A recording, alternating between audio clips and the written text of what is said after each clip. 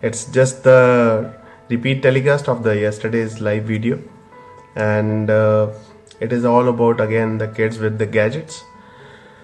We have often seen lots of problems being reported by my peer group, my other friends, relatives, कि उनका बच्चा कहना नहीं मानता, उनका बच्चा सारा दिन फ़ोन में घुसा रहता है, सारा दिन टैब लेके बैठा रहता है या लैपटॉप पर लगा रहता है.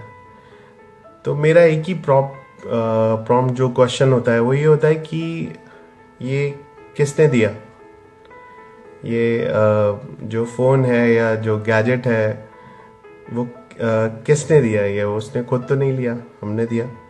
और हमने भी किसी एक यूजफुल पर्पस के लिए या रिक्रिएशनल पर्पस के लिए दिया. तो that is what we have to decide कि हम अपने बच्चे को गैजेट क्यों दे रहे हैं और बच्चे की एवरेज एज क्या है, क्या वो समझता है कि गैजेट का यूज़ कहाँ तक है और उसका मिस यूज़ कहाँ से शुरू हो जाता है.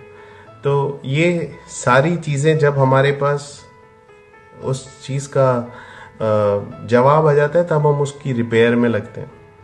तो why not we take a step back and we try to understand कि अगर आज हम उसे गैजेट देने वाले हैं, चाहे वो उसके होमवर्क में हेल्प करने के लिए है या वो उसके उसको कोई नया कॉन्सेप्ट सिखाने के लिए, तो बेटर हम वो देख लें और हम उसे बताएं.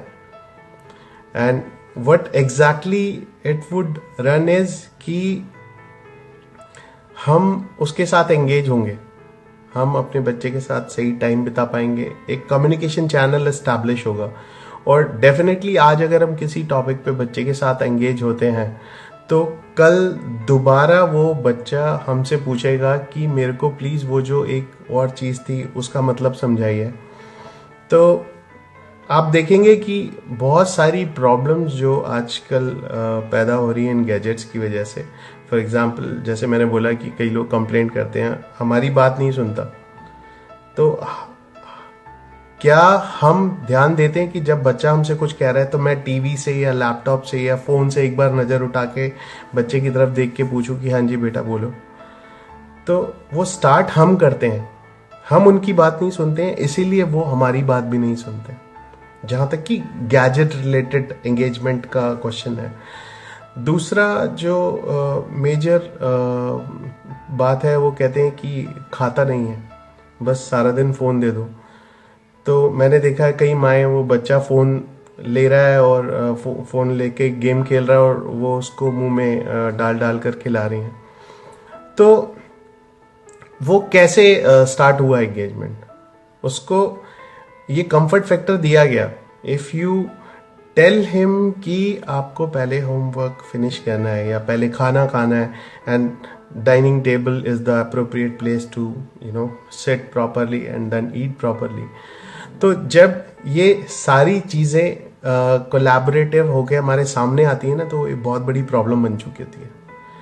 और जबकि हम जब उस चीज़ को रिपेयर कर सकते हैं आराम से, छोटी छोटी बातों को, इसीलिए मैंने ये रूबरू सीरीज शुरू की है कि बहुत हमारी छोटी छोटी दिक्कतें हैं आजकल की ज़िंदगी में जो बड़ी प्रॉब्लम बनने से पहले ही उसको हम आराम से रिपेयर कर सकते हैं और उसको पहले ही रोक के हम ठीक कर सकते हैं. तो आज जो हमारा टॉपिक है वो है किड्स विद गैजेट्स. कल भी यही था और मैं दोबारा बताना चाहता हूँ कि कभी भी बच्चे के सामने उसको एकदम से गैजेट मत लीजिए. सबसे पहले तो उसको दीजिए कि आप एक कंडीशन रख के दीजिए कि only for 5 minutes you will have it और 10 minutes you will have it. You the moment you will complete your homework give it back to us. और अगर आप खुद एंगेज हो सकते हैं, there is nothing like that. आप खुद उसका होमवर्क में हेल्प कीजिए, खुद वो टॉपिक एक्सप्लोर कीजिए जो इंटरनेट पे सर्च करना है और खुद बच्चे को एक्सप्लेन कीजिए. क्योंकि जब आप उसे बताएंगे या वर्सेस वो खुद इंटरनेट पे कल ढूंढने लगेगा तो वो आपकी इंटेलिजेंस, आपकी इंटेलेक्ट पे डाउट करेगा. वो कभी भी ये नहीं समझेगा कि जो हमारे पेरेंट्स हैं उनके पास एक्सपीरियंस ज़्यादा है रेदर देन द इंटरनेट और गूगल एक्सपीरियंस. तो वहाँ पर वो फिर कहना मानना भी कम कर देगा क्योंकि he is already engrossed in the tablet और द मोबाइल. तो ये प्रॉब्लम्स कैसे शुरू हो रही हैं? फर्स्ट हमने उसे थोड़ी देर के लिए दिया, धीरे धीरे वो उसका यूज से मिसयूज बन गया और हम इग्नोरेंट होते चले गए। तो मैंने कल भी डिस्कस किया था कि as a parent, as a responsible parent, जब भी आप घर में आए, अपना फोन, अपना गैजेट, अपना लैपटॉप, ठीक है कुछ अगर वर्क प्रेशर है तो ओकेजनली आप घर से काम करते हैं, बट रोज करते हैं या रोज अपने फन के लिए लैपटॉप लेके बैठे हैं, इंटरनेट सर्फिंग कर रहे हैं, कुछ कर रहे हैं, तो वो बच्चा जो है आपका वो इग्नोर हो रहा है। And we all know that, हमको मालूम है कि वो इग्नोर हो रहा है। तो हमको उसको क्वालिटी टाइम बिताने के लिए अगर 1 घंटा भी उसके साथ हम स्पेंड करते हैं, हम together we explore that topic जो उसको होमवर्क मिला है या जो उसको जानना है या जो उसके फ्रेंड ने डिस्कस किया कि मिसाइल्स कैसे उड़ती हैं या प्लानेटरी सिस्टम कैसे बनता है या जो हमारे स्टार्स हैं वो कैसे बनते हैं, वो चमकते क्यों हैं, छोटी छोटी बातें हैं जो बड़ी इंटरेस्टिंगली हम उन्हें सिखा सकते हैं। और internet can play a very good role in this. We can explain, YouTube पे जाकर हम उनको 3D मॉडल दिखा सकते हैं। इससे क्या होगा, एक उसका कंसंट्रेशन स्पैन लिमिटेड रहेगा गैजेट पर, उसको मालूम पड़ जाएगा कि ये थोड़ी सी इंफॉर्मेशन देखनी है, फिर उसके बाद वापस पापा या मम्मी के पास जाना है और मुझे उनसे पूछना है, या बड़े भैया भाभी या सिस्टर के पास जाना है, उनसे पूछना है कि ये कैसे हुआ, प्लीज मेरे को एक्सप्लेन करो, इसमें आ तो रहा है। नेक्स्ट क्या होगा कि जब उसका वो लिमिटेड टाइम स्पेन होगा गैजेट्स पे, वो बाकी सब चीज़ें अपने आप लाइन में आनी शुरू कर देंगी। जैसे वो पेरेंट्स कंप्लेंट करते हैं कि वो खाता नहीं है या बहुत ज़्यादा ओबीज है, ओवर ईटिंग करता है। अक्सर देखा गया, एक स्टडी कहती है कि जो बच्चे गेम्स खेलते हैं गैजेट्स के ऊपर, उनकी ईटिंग पैटर्न बहुत इरेगुलर होता है। वो खाएंगे तो बहुत ज़्यादा खा जाएंगे, they will all ask for snacks, junk foods. उनको नॉर्मल जो हमारे इंडियन होम्स में हम खाना बनते हैं वो नहीं खाते हैं वो, क्योंकि उनको एक टेस्ट फैक्टर है जो उसको गेम से आ रहा है और वो सेम अपना फिजिकल उसमें भी वो बनाना चाहता है कि सेम टेस्ट आना चाहिए। तो जब वो कंसेप्ट मैच करने लगता है तो वो दूसरा खाना खाएगा ही नहीं। तो कमिंग बैक टू दैट कि हमको कैसे उसको उस चीज़ से बचाना है या निकालना है, तो हम सबसे पहले तो ये करें कि उसका जो स्पैन है वो कम करें, जो उसका अटेंशन स्पैन है गैजेट के ऊपर वो कम करें। अगर वो अब आपका बच्चा उस आदत में पड़ चुका है कि वो गैजेट के साथ है, स्टिल उसको रिपीटेडली पूछो, अच्छा आपने क्या देखा, अच्छा वो देखा, वो कैसे हुआ, let us discuss it out. तो जब आप उसको डिस्कस करने के लिए बार बार बुलाएंगे तो आज नहीं कल नहीं परसों जरूर आएगा। It will not happen in single day. एक दिन में आपने उसको गैजेट की आदत नहीं डाली, उसको ग्रेजुअल डली है। इसीलिए जब वो रिपेयर होंगी चीजें तो उसमें भी टाइम लगता है। सिमिलरली ओबेसिटी का भी इलाज हो जाएगा, जो गैजेट इंड्यूस्ड ओबेसिटी है या इरेगुलर हैबिट्स हैं, प्लस उसका जो फोकस है, जो स्टडीज पर है या किसी और चीज पर है फोकस, वो इम्प्रूव होगा। क्योंकि जब हम स्क्रीन को, डिस्प्ले को बहुत देर तक देखते हैं तो उसके जो मॉलिक्यूल्स, जो वहाँ पर लाइट पार्टिकल्स हैं, वो जो ऑसिलेट कर रहे हैं, वो इतनी स्पीड पे करते हैं कि हमारी eyes are not made for that. For example, आप एक टेबल या चेयर को बहुत आराम से बहुत देर तक देख सकते हो, बट एक स्क्रीन को जब आप देखेंगे, आपकी आंखें बंद करेंगे तो आपके उसमें white white white white white white दिखाई देगी लाइट। दैट इज वाई हमारा जो रेटिना है या जो हमारा आईज का सेंसरी सिस्टम है वो इतनी ज़्यादा लाइट के लिए नहीं बना। इसीलिए जब हम रिपीटेड यूज़ करते हैं इन गैजेट्स का, कुछ तो एनवायरनमेंट इंड्यूस होता है, जैसे मैं कंप्यूटर प्रोफेशनल हूँ, मुझे ये करना पड़ता है, तो हमारी आईसाइट वीक होती ही होती है। ऐसे ही जब आप बच्चे को इसके इल इफेक्ट बताएंगे, वो ज़रूर समझेगा और उसको पता लग जाएगा कि अगर मैं चश्मा लगा कर क्लास में जाऊंगा या अगर मैं ज़्यादा ओबीस हो जाऊंगा तो मुझे सब लोग तंग करेंगे, छेड़ेंगे, तो he will give it up, he will start giving the physical activity as well. तो जब फिजिकल एक्टिविटी आएगा, दौड़ भाग करो, उसके साथ बाहर जाइए, उसके साथ थोड़ी देर रेस लगाइए, उसके साथ कुछ और एक्टिविटी खेलिए, जिसमें फिजिकल इन्वॉल्वमेंट हो, मेंटल इन्वॉल्वमेंट हो, उसका लॉजिकल और एनालिटिक रीजनिंग वाले स्किल्स भी डेवलप कीजिए, छोटे छोटे क्वेश्चंस पूछिए कि ये कैसे होता है। हाँ, उसका आंसर जानने के लिए, उसको प्रूव करने के लिए you can take help of the internet. आप YouTube पे जाइए, उसको मॉडल दिखाइए, उसको दिखाइए ये चीज़ें कैसे काम करती हैं, बट उसका एक छोटा सा क्रिस्प जो पार्ट है वो वापस रख लीजिए अपने पास, क्योंकि वो बच्चा चाहता है कि आप उसे बोलें, आपसे बात करना चाहता है वो। लेकिन हम क्या चाहते हैं, हम उसे गैजेट दे देते हैं कि इसमें देख लो। सो जब तक हम अपनी तरफ से पहल नहीं करेंगे उसके साथ कम्युनिकेशन एस्टैब्लिश करने की, वो बच्चा he will be deprived of our presence and he will take the gadget as the best friend. उसके साथ क्या होगा, वो बाहर फ्रेंड्स के साथ खेलना वाना भी बंद कर देता है। वो सिर्फ गैजेट पे जो नए फ्रेंड्स हैं या कम्युनिकेशन चैनल्स हैं उससे वो अपनी क्लासमेट या क्लास फ्रेंड्स के साथ बात करने लगता है।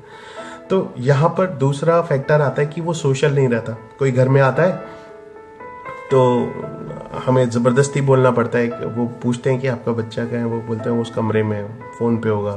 तो that is the very negative side of it, कि बच्चा सोशल ही नहीं रहा। 2, 4 साल 5 साल बाद क्या होगा, वो अपने कोकून में जिंदा है सिर्फ। उसके लिए वो वर्चुअल दुनिया जो है, और जब वो सेटबैक देती है वर्चुअल दुनिया, तो वो kid can not take it of.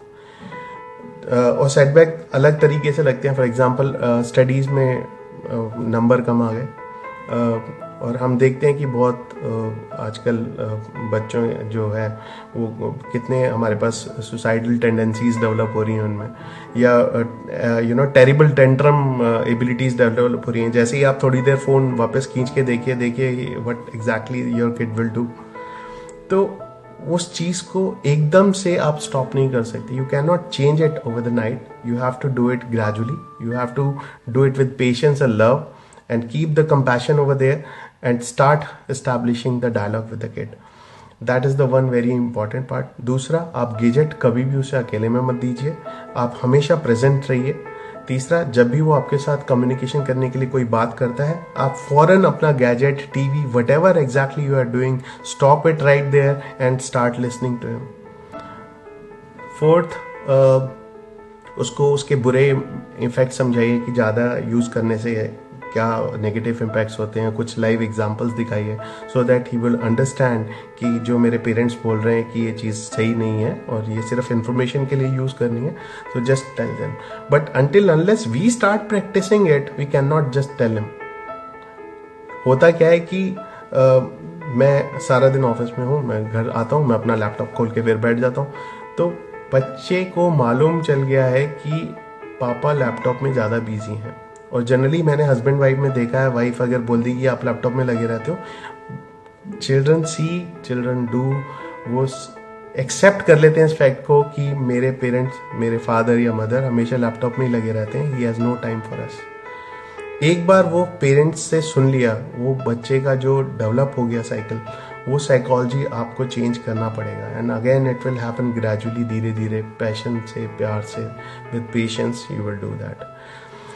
So, in a nutshell, there are lots of ill effects, and why it has become a necessary evil, because we all need to communicate with others, and our children, they are very innocent. They do not understand the difference between the usefulness of a thing or the waste. What is the waste? What is the ill effect? Until unless we make them aware, हमको उनको उसका exact use करना सिखाना है, and we have to start engaging with them. So with all this and all the nutshell, मैंने कल भी एक summary image paste किया था. So all that key points. Next topic मैं लेके आऊँगा कि how to feel contented all the time, and tomorrow I'll again go live at the same time, and let us start building a good relationship with our children. Let us keep them away from the ill effects of the gadgets. Still, while using the internet, while using the gadgets for recreational purpose, for educational purpose, still we can ask them to use it for a specific period of time, and then start gauging time, keep the diaries, keep the logs, so that they can themselves put you know a log into place कि मैंने कितना use किया और अब मेरी eyes दुख रही हैं या मेरे को बाहर खेलने जाना है या यू नो पेरेंट्स के साथ कुछ मस्ती करनी है या कोई गेम खेलना है, तो वो खुद से वो करना सीखेगा, but it will not happen in a day और टू, तो धीरे धीरे होगा. So just keep doing it, keep watching and liking my videos. I believe ये वीडियो आपको बहुत पसंद आया होगा. Please share this video and I will be ready with the next video tomorrow. Thank you, thanks a lot, bye bye.